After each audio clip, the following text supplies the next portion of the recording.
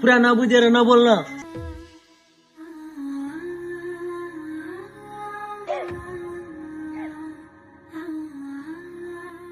हजुरलाई blood cancer भएको छ।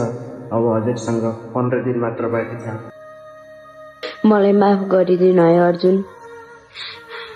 परिस्थितिले पनि यस्तो खेल्यो म उम्किनै सकिन। मलाई अब भुल्ने कोसिस गर्नु है।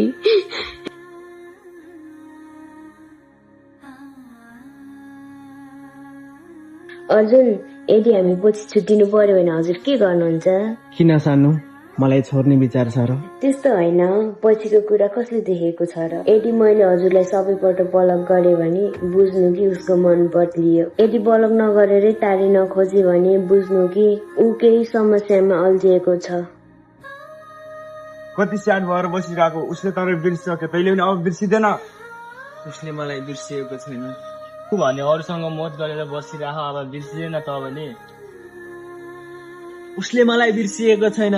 पुरा बुझ्दैनस् त, पुरा नबुझेर नबोल्न। तैँले कुरा बुझ्ने गर्न, हामीले तेरो लागि भनेको।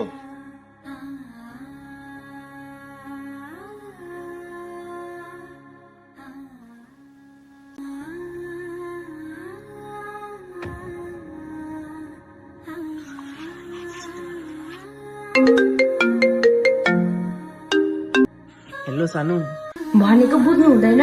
म अरू कसैले माया गर्छु भनेर। तिमीले मलाई यति सजिलै भुल्न सक्दैनौ। तिमीलाई के भएको छ भन त, एकचोटि सम्झिउ त। तिमीले मलाई पहिला के भनेको थियौ? तिमीलाई हाम्रो मायाको कसम। तिमीलाई के भएको छ भन न प्लिज सानो।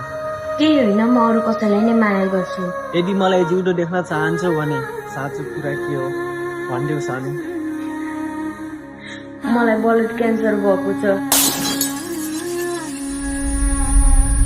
अब मसँग 15 दिन मात्रै बाँकी छ। अनि मेरो अपरेसनको लागि 50 लाख मागेको। तर 50 लाख कहाँबाट लिनु मैले? अब म मर्नु भन्दा कुनै बाटो छैन।